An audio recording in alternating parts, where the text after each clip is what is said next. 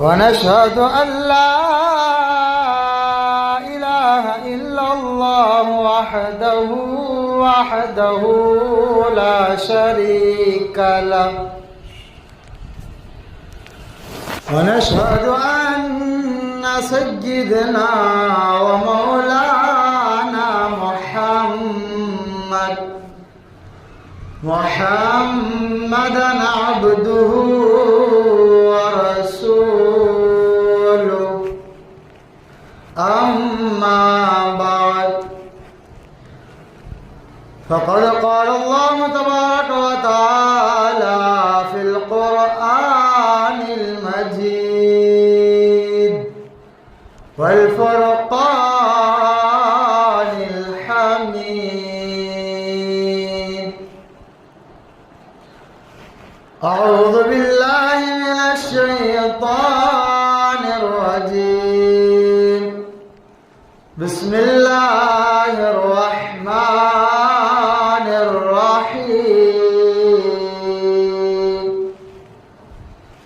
قد جاءكم من الله نور وكتاب مبين.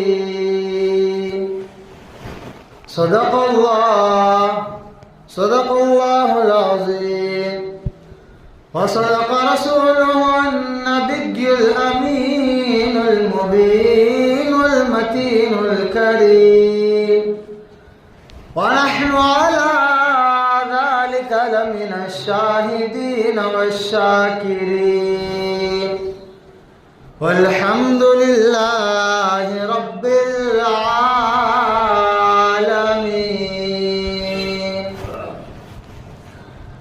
غوث اعظم بمنے بے سرو ساما مدد.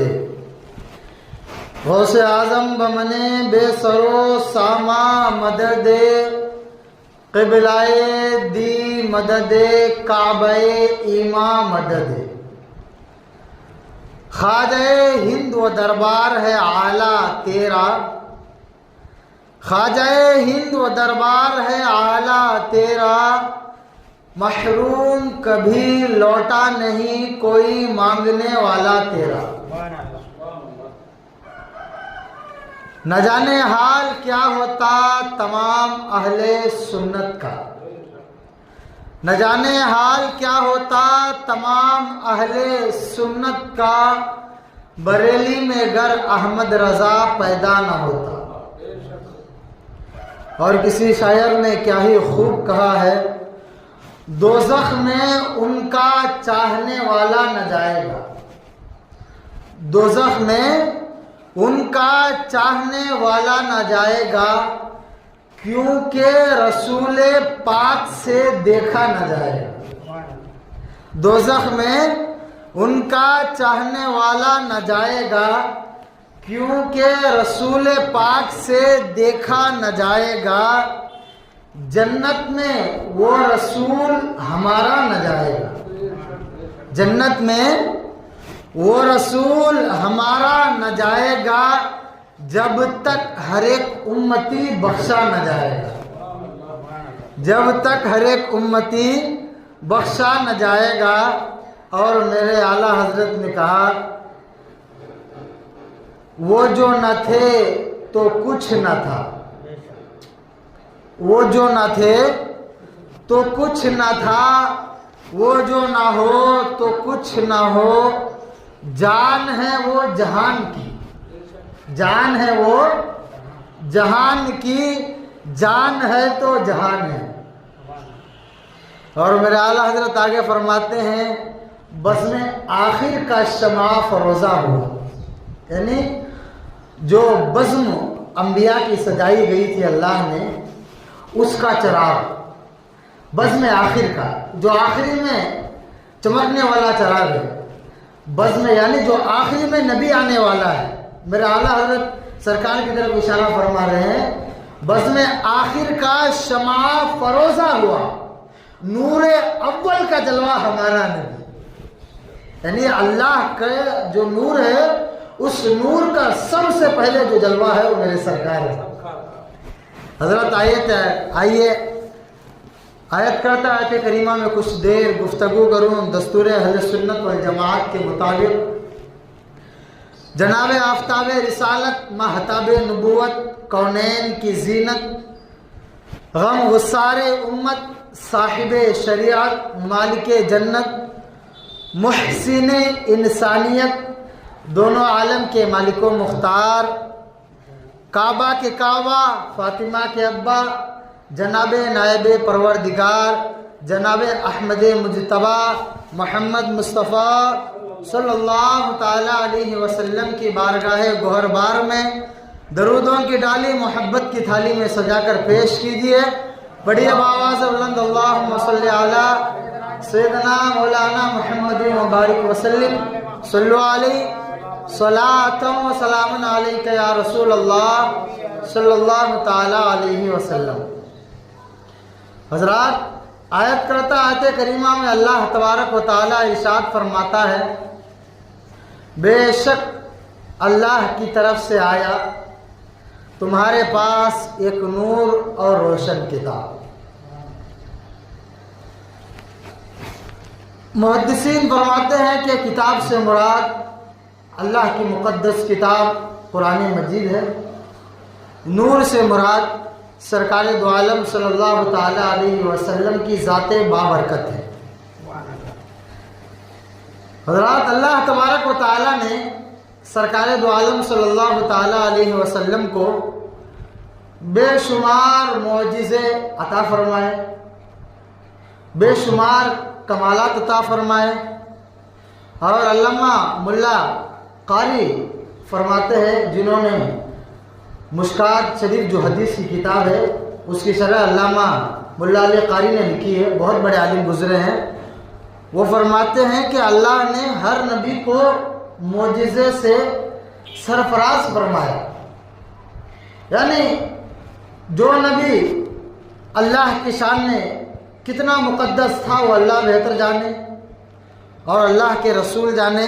لیکن اللہ جس نبی سے جتنی محبت کرتا تھا اتنے معجزات سے اتنے کمالات سے اللہ نے نوازا.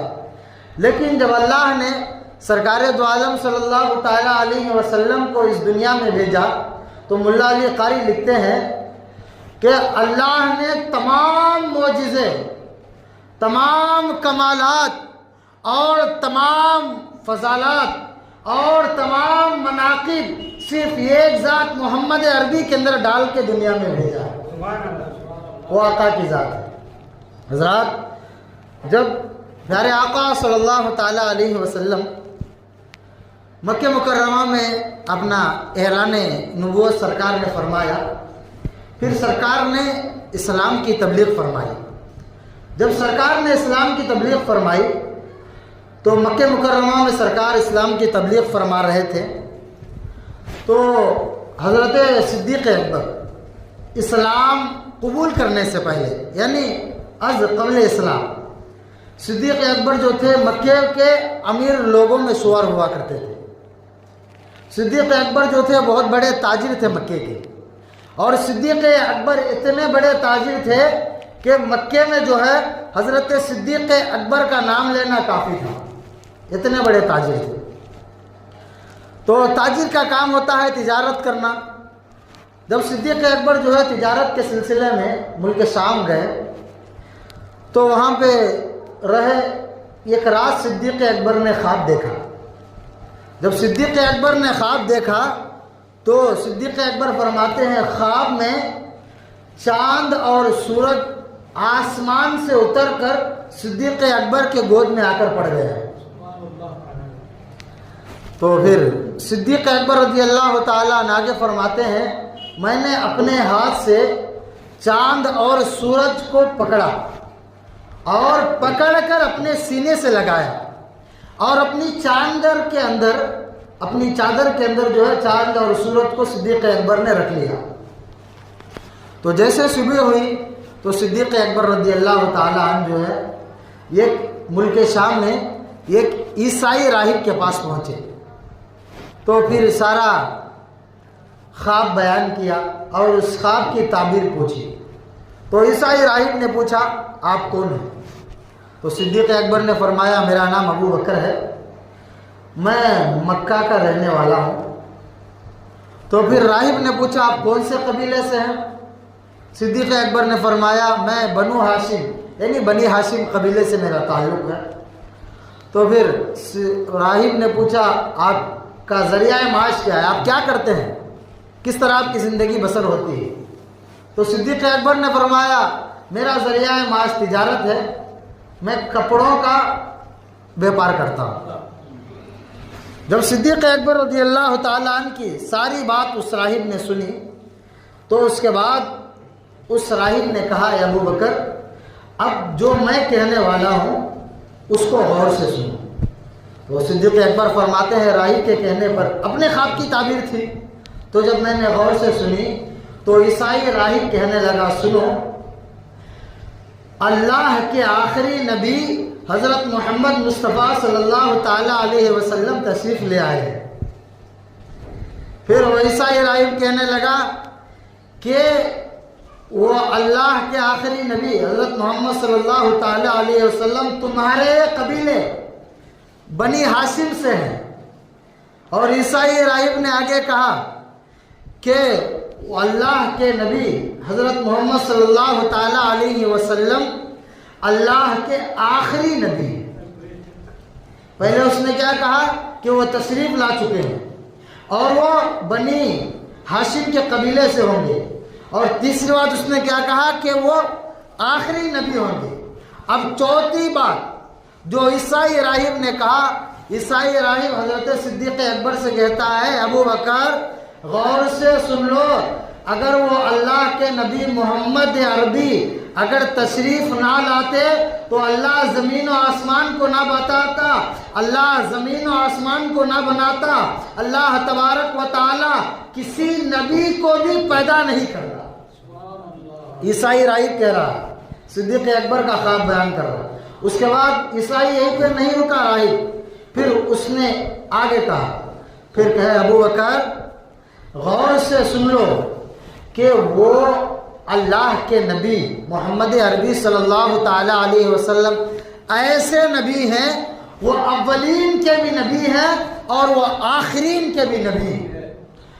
وہ عیسائی کہہ رہا ہے ابو بکر غور سے سن لو، محمد عربی سے پہلے جو لوگ آئے، جو انبیاء آئے، جو تابعین آئے، جو ہر نبی کی امت آئی، وہ جو پہلے آ چکے محمد عربی ان کے بھی سردار ہیں، اور جو محمد عربی کے بعد آنے والے ہیں محمد عربی ان کے بھی سردار ہیں، عیسائی راہب کہتا ہے۔ اور پھر عیسائی راہب جو ہے آخری میں صدیق اکبر سے کہنے لگا صدیق اے ابو بکر سن لو، تم ان کے دین میں شامل ہو جاؤ گے اور تم ان کے وزیر بنو گے، تم ان کے خلیفہ بنو گے ان کے بعد۔ پھر اس عیسائی راہب نے کہا اے ابو بکر اس بات کو غور سے سن لو، میں عیسائی ہوں، میں تورات اور میں انجیل کا مطالعہ کرتا ہوں، یہ ہمارے مقدس کتاب ہے۔ میں نے اپنی مقدس کتابوں میں محمد عربی کی نعت اور محمد عربی کی تعریف پڑھی ہے۔ جب سے میں نے محمد عربی کی نعت اور محمد عربی کی تعریف پڑھی ہے، قسم خدا کی اسی دن سے میرے دل کی دنیا بدل چکی ہے۔ میں ان کے آنے سے پہلے ان پر ایمان لا کر میں بھی مسلمان ہو گیا، عیسائی راہب کہتا ہے۔ لیکن ابو بکر میں صرف عیسائیوں کے خوف سے میں نے اپنے ایمان کو ظاہر نہیں کیا، ورنہ میں بھی مسلمان ہوں۔ پھر حضرت صدیق اکبر رضی اللہ تعالیٰ عنہ کی دل کی دنیا بدل جاتی ہے۔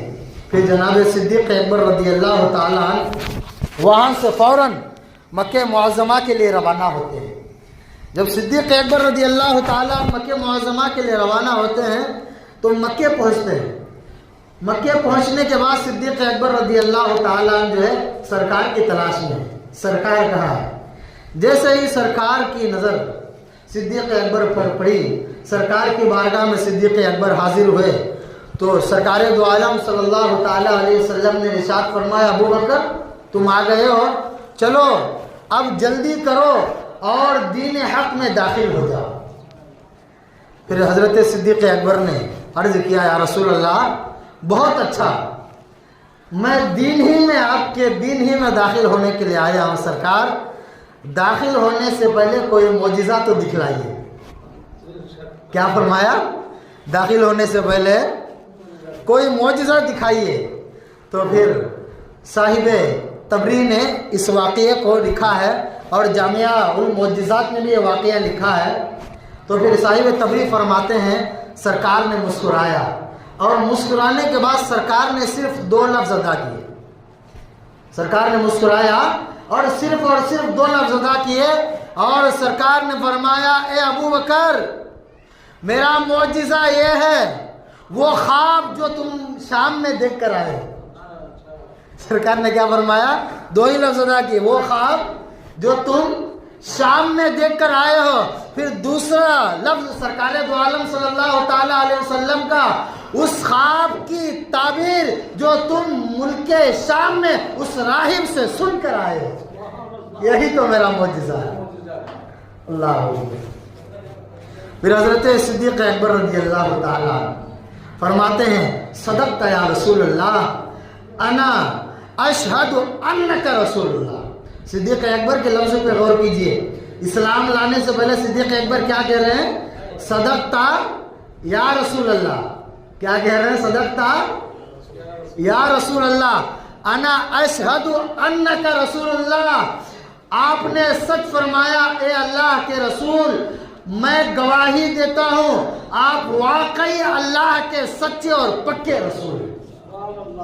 لوگ پوچھتے ہیں کہ یا رسول اللہ کہنا کہاں لکھا ہے؟ بتا دو، جامعہ المعجزات میں لکھا ہے۔ صدیق اکبر اسلام لانے سے پہلے یا رسول اللہ کہہ رہے ہیں، باضابطہ جامعہ المعجزات میں لکھا ہے۔ صاحب تبری نے بھی اس روایت کو نقل کیا۔ حضرات